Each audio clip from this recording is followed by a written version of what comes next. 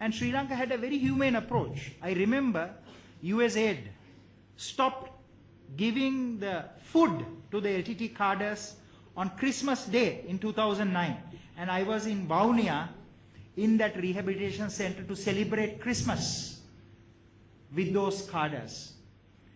Even though I'm a Buddhist, I thought, because there were many Christians there, we must celebrate together. Because this is the Sri Lankan spirit, where we celebrate all religious festivals. And I remember General Daya Ratnayaka, he was at that time Commissioner General of Rehabilitation. Immediately, the Sri Lankan soldiers, the military provided the ration packs to those LTT cadres. And I saw immediate connection where one group that fought each other for so many years, they were giving food to each other and eating the same food. And there was this instant friendship. So I think that the humanitarian assistance component of rapid reintegration and of rehabilitation rather than punishment created the very first, the very essence of stability in Sri Lanka. The second aspect is one of socio-economic development. I think Mr. Veeratunga himself worked with S.B. Divaratne and many other leaders, including some of them who will speak today and tomorrow at this August symposium. They played a very important role in very rapid socio-economic development. Having traveled in Monoragala, in Badulla, in various parts in the south of Sri Lanka, I want to share with you that when I traveled in the north and in the east, I think that we have built our best roads in the northeast. And that itself showed that the Sri Lankan people had no problem.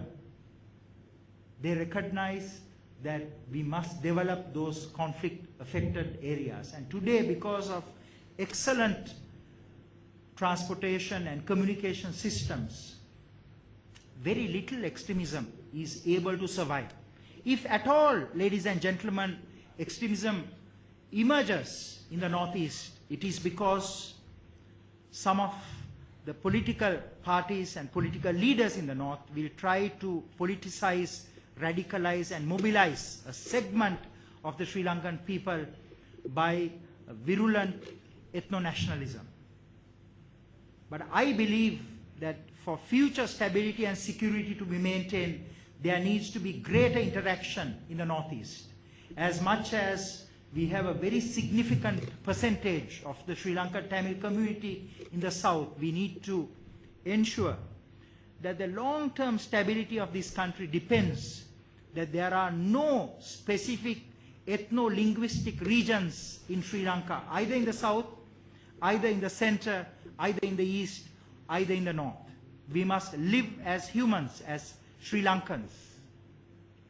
And I think that there are 2 or 3 things we need to do for this. One is that we need to fix our education system. We cannot afford to have separate Muslim schools, Sinhala schools, and Tamil schools. Because the moment we go to school, the Sinhalese are taken to one side, the Tamils to another side, and Muslim children to another side. So we have to integrate our communities, promote the Sri Lankan spirit. And I think that if we do not create that Sri Lankan identity, that we failed to create immediately after independence, I still believe that we did not create that platform, and we should make use of the next few years to build that identity where extremism will not emerge. Let me take 1 minute more of your time and share with you the challenges Sri Lanka faces. One is to manage the threat of extremism. The threat of terrorism has gone away.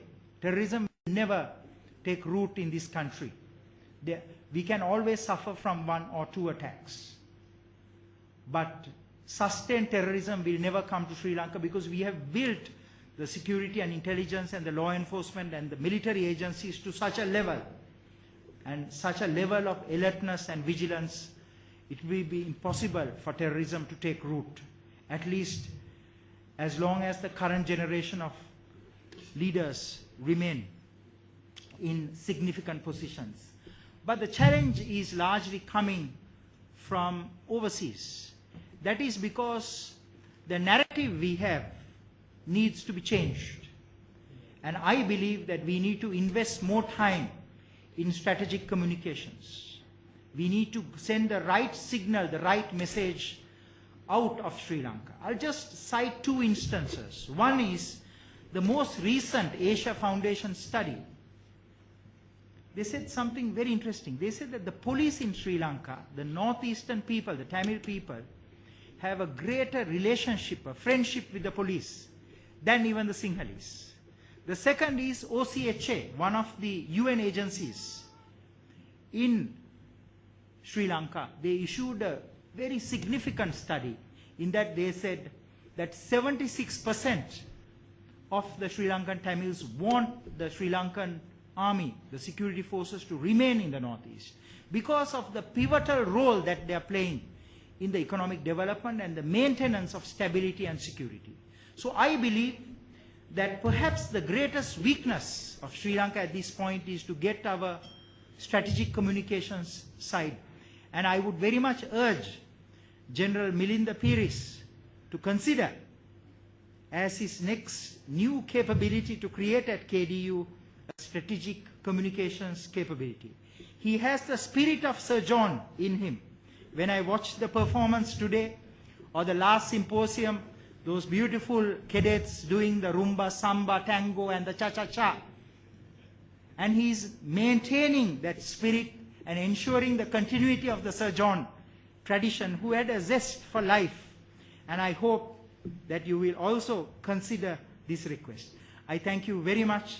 Let me once again thank the General, the Vice Chancellor, and all of you for your contribution to create such a peaceful and such a beautiful Sri Lanka. Thank you.